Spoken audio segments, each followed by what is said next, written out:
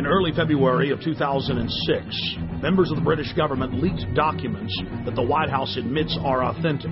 Known as the White House Memo, it is the minutes of a pre-war meeting between Prime Minister Tony Blair and George Bush in the Oval Office.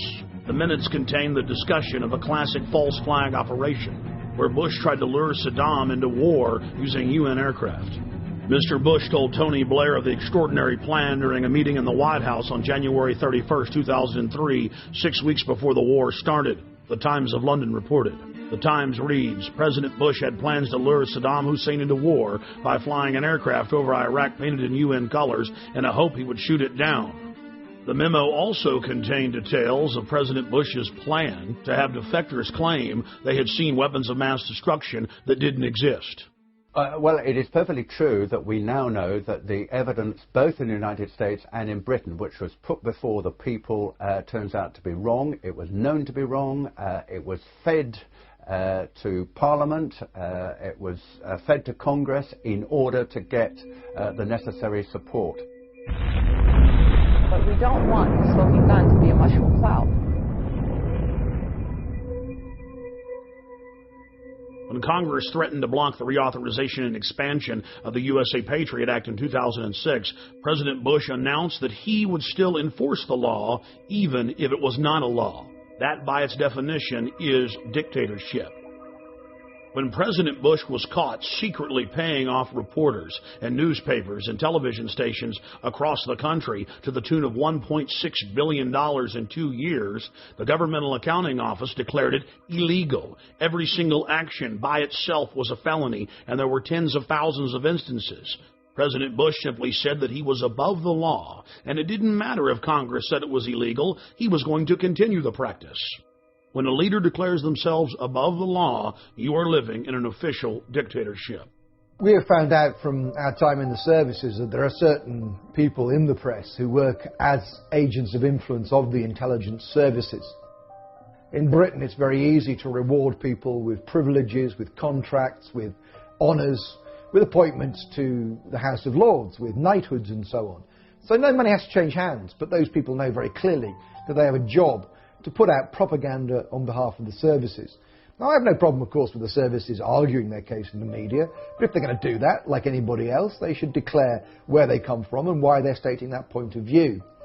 Fortunately, as a result of our book, Spies, Lies and Whistleblowers, one of the prominent agents of influence, in fact, two prominent agents of influence, Dominic Lawson and Con Coughlin, who both work for the Sunday Telegraph, have had to resign. Because, of course, once you're exposed as an agent of influence, you can no longer do that job because people just simply say, well, he's saying that because he's working to an MI6 brief.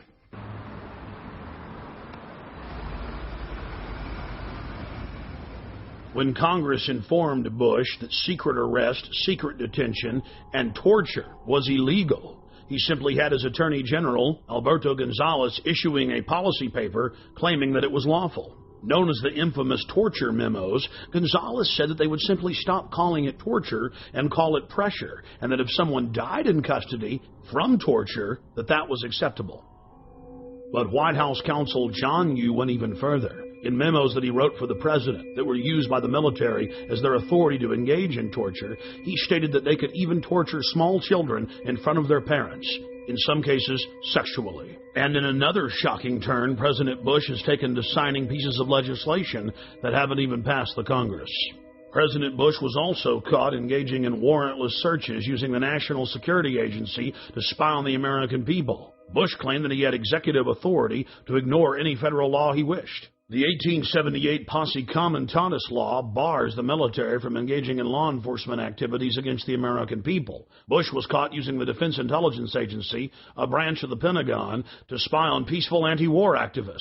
He again claimed that he was above the law. Bush then claimed that the Constitution gave him the right to spy on the American people. Of course, the Constitution and Bill of Rights says the exact opposite. In the midst of the scandal, the retiring head of the National Security Agency went before the National Press Club and informed everyone that there was no need of a warrant in America. He chastised a reporter who claimed that you needed probable cause to search someone. He said all that was needed was that it be, quote, reasonable, and the government would decide what was reasonable. My understanding is that the Fourth Amendment of the Constitution specifies that you must have probable cause to be able to do a search that does not violate an American's right against unlawful searches and seizures. Actually, the Fourth Amendment actually protects all of us against unreasonable search and seizure. But that's what it says. The measure is probable cause, I believe. The amendment says unreasonable search and seizure.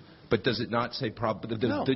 The court standard, the legal standard, search and seizure. the legal standard is probable cause. General, you used the terms just a few minutes ago. We reasonably believe, and a FISA court, my understanding is, would not give you a warrant if you went before them and say, we reasonably believe. You have to go to the FISA court, or the Attorney General has to go to the FISA court and say, we have probable cause. And so what many people believe, and I'd like you to respond to this, is that what you've actually done is crafted a detour around the FISA court by creating a new standard of reasonably believe in place of probable cause, because the FISA court will not give you a warrant based on reasonable belief. You have to show a probable cause. Could you respond to that, please? Sure. I didn't craft the authorization. I am responding to a lawful order. All right? The Attorney General has averred to the lawfulness of the order. I will now read the Fourth Amendment in its entirety. The right of the people to be secure in their persons, houses, papers, and effects against unreasonable searches and seizures shall not be violated, and no warrant shall be issued but upon probable cause, supported by oath or affirmation, particularly describing the place to be searched and the persons or things to be seized. Notice the Fourth Amendment clearly states no warrant shall be issued but upon probable cause, and that must be supported by an oath or affirmation, and particularly describing the place to be searched and the persons or things to be seized. That is the definition of reasonable. Reasonable is having a witness and having probable cause, and specifically knowing what has been done that is wrong and against the law that you're searching for. Not just, oh, we say we're being reasonable. The National Security Agency director clearly knew what he was doing. He knows that 99% of Americans have no idea what the Fourth Amendment actually says. So he claims that it's okay for them to spy on us without a warrant, counting on us being ignorant. That ignorance needs to end. Or maybe he's looking at a Fourth Amendment that the rest of us haven't seen. Several years into the occupation of Iraq, President Bush told the world that they had freedom of the press. Now it's been revealed that if you write one story critical of the occupational government, you are instantly arrested and sentenced on average to 30 years in prison. In some cases, reporters are simply executed or tortured. Then it came out that the Pentagon was covertly controlling almost every major newspaper in Iraq, and that PR firms were writing most of the stories in the United States. But it's not just going on in Iraq. Billions and billions of dollars a year are spent paying off reporters, planting fake news stories, and producing fake newscasts. The military calls this InfoWars, seizing the mind of the enemy, and they are treating the American people like an enemy. When you learn that the Pentagon, the CIA, and the White House are openly engaging in military-style propaganda against the American people, then you begin to realize why large portions of the American population simply don't have their facts straight.